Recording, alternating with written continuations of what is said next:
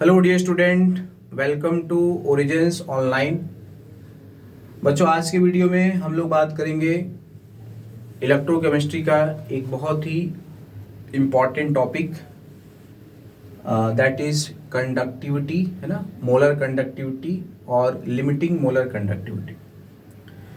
तो बेसिकली क्या है कि अगर आप किसी इलेक्ट्रोलाइट को अगर वाटर में हम ऐड करते हैं तो डिजॉल्व होता है और उसके आयंस जो हैं वो करंट का कंडक्शन शुरू कर सकते हैं। ठीक है, तो इसी कंडक्शन पे एक लॉ है, दैट इज कॉल्ड कोलरॉस लॉ। ठीक है, बहुत ही बेसिक है बच्चों। कोलरॉस लॉ सिंपली ये कहता है कि अगर आप इलेक्ट्रोलाइट को इनफाइनिटली डाइल्यूटेड सोल्यूशन में अगर आप ऐड करते हैं तो उसके जो आयंस होते हैं वो इंडिपेंडेंट मोशन करते हैं। ठीक है, तो उसी को हम लोग बोलते हैं बच्चों कोलरॉस लॉ ऑफ इंडिपेंडेंट माइग्रेशन। ठीक है, तो जैसे मान लेते हैं कि अगर कोई इलेक्ट्रोलाइट है, लाइक जैसे ये यहाँ पे हमने लिखा है एग्जाम्पल में,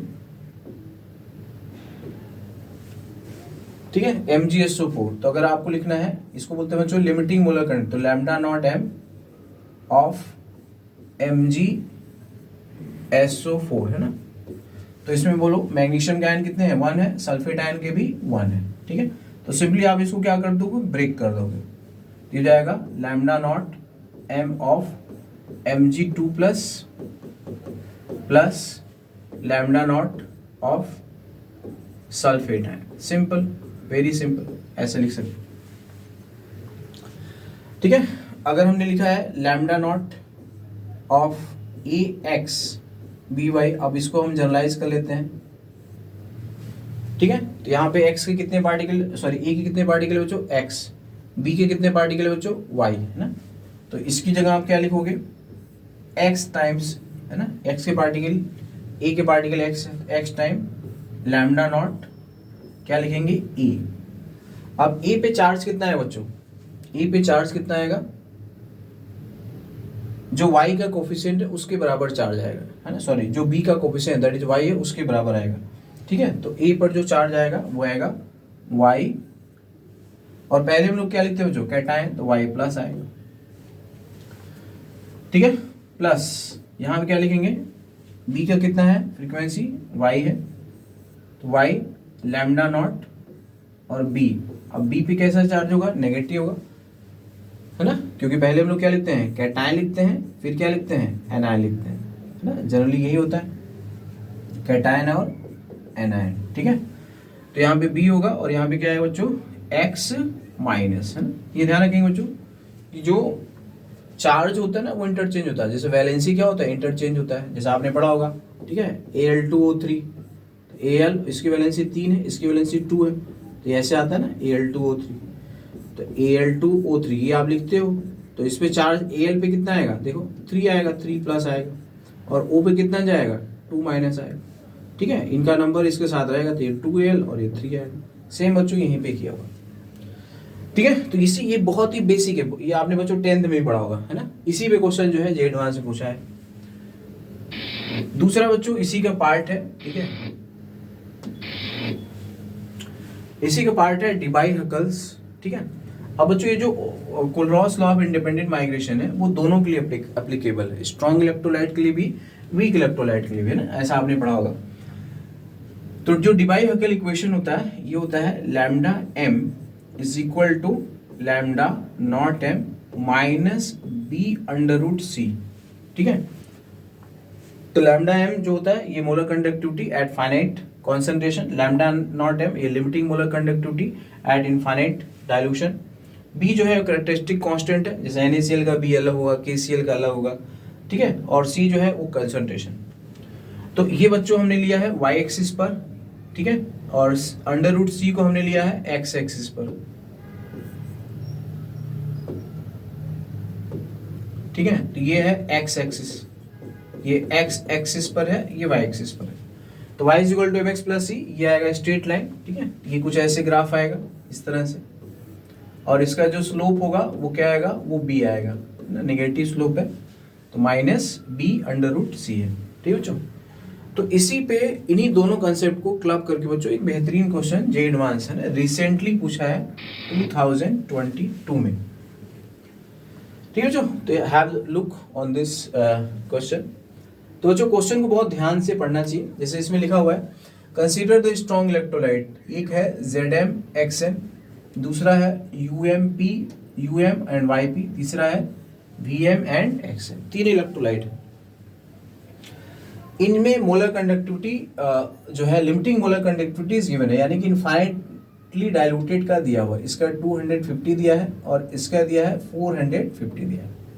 तो दो का तो इनफाइनाइटली डाइल्यूटेड पे दिया हुआ है, और जो ZmXn है इसका इनफाइनाइटली डाइल्यूटेड पे है ना नहीं दिया है ना, दो ही वैल्यू है। ये एक टेबल बनाई गई है, ठीक है। इस टेबल में इंडिविजुअल आयन का जो लिमिटिंग मोलर कंडक्टिविटीज है वो वैल्यू आपको गिवन है। ये एक ग्राफ दिया है, ठीक है। तो ये जो ग्राफ दिया है वो वही है, ठीक है, डिवाई-हैकेल इक्वेशन वाला। यहाँ पे बच्चों देखो इसका आप स्लोप निकाल लोगे क्या? यस, इसका स्लोप कितना है? इसका स्लोप देखो, इसका जो स्लोप है वो है ये परपेंडिकुलर डिवाइडेड बाई बेस, है ना। ये स्लोप निकाल लोगे तो परपेंडिकुलर यूनिट देखो 339/3 माइनस 336 आएगा, है ना, कोऑर्डिनेट। तो ये कितना आएगा बच्चों? 3 आएगा डिवाइडेड बाई, ठीक है, ये आएगा 0.04 माइनस 0.01, कितना हो गया? 0.03। तो ये कितना आ गया बच्चों? 100 आ गया, ठीक है। ये वाला जो है बच्चों किसके लिए दिया है? ZmXn के लिए दिया है, ठीक है, ZmXn के लिए। तो बच्चों स्लोप अभी भी पढ़ा है, स्लोप ये क्या है? यही तो b है, ये b है। अब क्या लिखेंगे? Lambda m is equal to lambda naught m minus b/√c।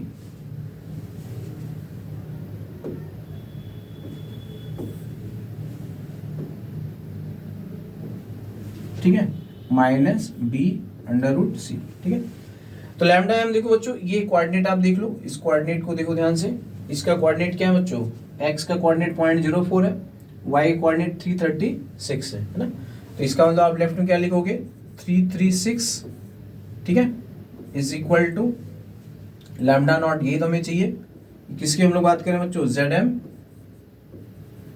और Xn की, ठीक है। माइनस b हम लोग निकाल चुके हैं 100, और ये √c है। ये क्या है बच्चों? √c। तो √c की वैल्यू कितना है? 0.04 कर लिया। यहाँ से देखो बच्चों इसको सॉल्व करोगे, ये 336 है और इधर 4 है, ऐड आएगा, है ना, क्या आएगा? लैम्डा नॉट, तो ZmXn इज इक्वल टू 340 आ जाएगा बच्चों, ठीक है। तो तीन वैल्यूज है ना, तीन इलेक्ट्रोलाइट है, तीनों की वैल्यूज पता होगी बच्चों। अब आप क्या करोगे? इसको सॉल्व कर सकते हो ना। क्या चाहिए आपको? m + n + p, है ना। तो अब इसको आप फटाफट कर सकते हो। तो जैसे देखो बच्चों, अभी Zm वाला ही देख लेते हैं, ठीक है। तो ये आप लिखोगे 340, ठीक है, आपको लॉस लॉ लगा देंगे 340। ये किसकी बात हो रही है? ZmXn की, ठीक है। तो ये इसका m कोफिशिएंट है, तो यहाँ पे m आएगा। z की वैल्यू देखो बच्चों, z की वैल्यू कितना है? 50 है, तो यहाँ पे 50 लिख दो, ठीक है। चलो मैं एक बार लिख देता हूँ, तो ये आएगा m into lambda of Zn plus n of lambda naught of x m minus, है ना, ये आएगा, ठीक है। तो ये आएगा प्लस n टाइम्स x की वैल्यू कितना है? ये n टाइम्स,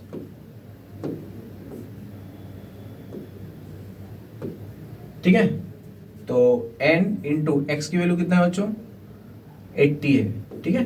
तो ये देखो, तो सिंपल बच्चों, अब देखो यहाँ से 0 से 0 कैंसिल हो गया, तो इधर क्या आ गया? 34 is equal to 5m plus कितना है बच्चों? 8n आ जाएगा। तो ये क्वेश्चन नंबर 1 हो गया। उसी तरह से आप सेकंड के लिए देखो बच्चों, UMYP है ना, 250 है, ठीक है।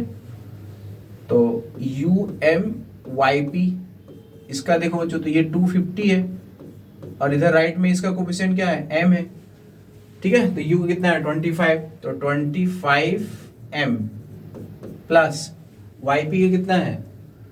ठीक है, 100 है, ठीक है। तो 100 यानी कि P इंटू 100 कर लेंगे,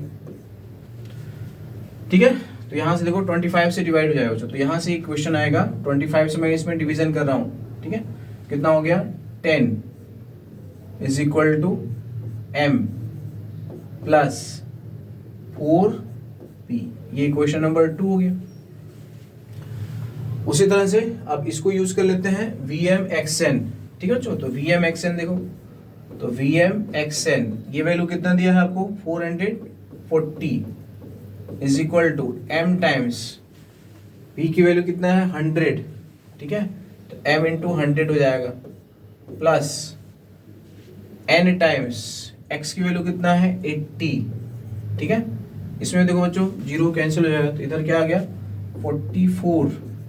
यहाँ से देखो बच्चों 10 से डिवाइड कर दिया 44 और m की जगह 10m प्लस कितना आएगा 8n, ये आएगा 8n है।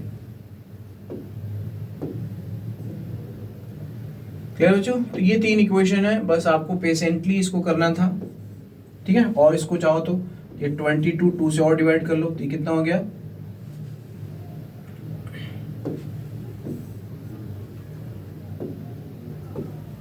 2 से और डिवाइड करो तो 22 हो गया is equal to 5m plus 4n, ठीक है बच्चों।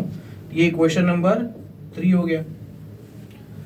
तो अब देखो बच्चों इसमें से अगर हम सब्ट्रैक्ट कर लें फर्स्ट माइनस थर्ड, ये 5m कैंसिल हो गया, फर्स्ट माइनस थर्ड, ठीक है।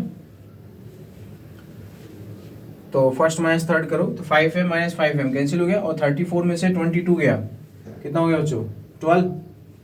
तो 12 इज इक्वल टू 4n है ना, तो 12 इज इक्वल टू 4n हो गया। हमने क्या किया फर्स्ट माइनस थर्ड कर दिया, ठीक है। तो यहाँ से n की वैल्यू कितना आ गई बच्चों 3 आ गई, n की वैल्यू 3 आ गई, ठीक है। अब हम किसी में पुट कर लेते हैं, इसी में पुट कर लेंगे, तो 24 n की वैल्यू अगर हम 3 यहाँ पे रख देंगे तो यहाँ से क्या आएगा ये 24 आ जाएगा, ठीक है।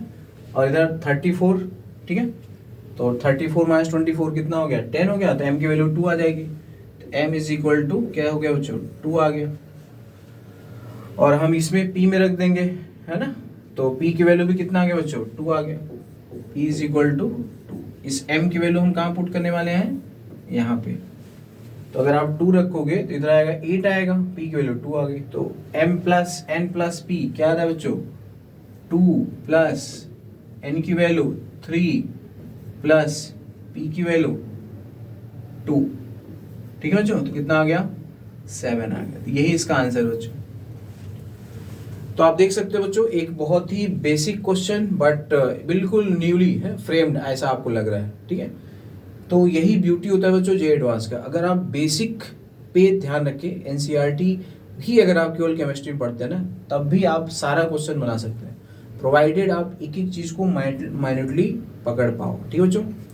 तो थैंक यू वेरी मच, मिलते हैं नेक्स्ट वीडियो।